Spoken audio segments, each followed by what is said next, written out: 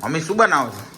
ભરેલી ડુંગળી ને રીંગણા અને મરચાંનું શાક અને ઓહ. બટેટાનું અલગથી બનાવ્યું છે. ઓહ, આ કેવું હોય ડુંગળીનું ભરેલું શાક? સરસ લાગે, તું ખાજે તો ખરો.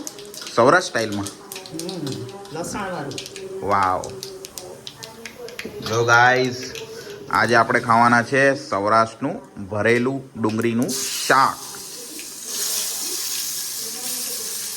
વાવ. તું શું કરે છે હાર્દિક? ચલો આજે તો કંઈક નવી આઈટમ ખાવા મળવાની છે ભાઈ.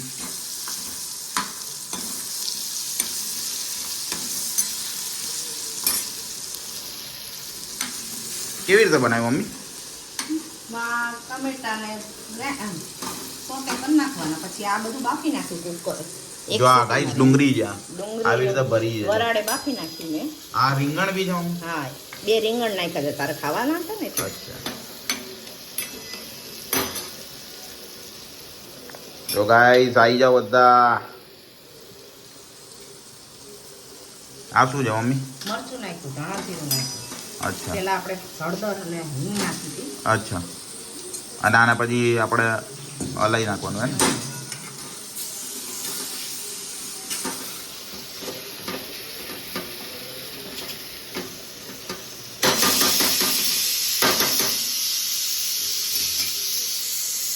હવે આવે છે ભરેલા મરચા.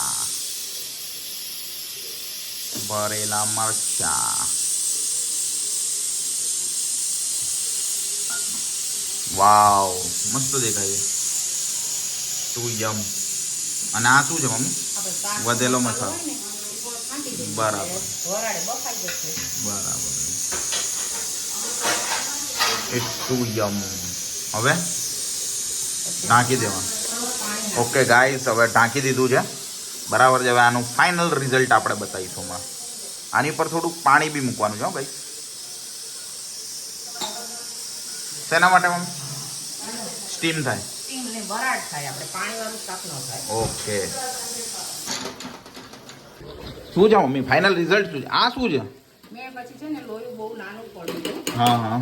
એટલે પછી મીઠું ભૂલી ગઈ હતી, એટલે પછી મેં કીધું લાવ ફરીથી અચ્છા અચ્છા. લોયું બદલી નાખ્યું. જો ગાઈસ ક્વોન્ટિટી વધી ગઈ છે હવે શાકની આપણી. વાવ, સ્મેલ તો મસ્ત આવે છે. અને પછી લોયું બદલી નાખ્યું. બરાબર છે. હવે તો આમાં તો આવી જ જશે ને? સરસ થઈ ગયું ભાઈ. જો ટેસ્ટ.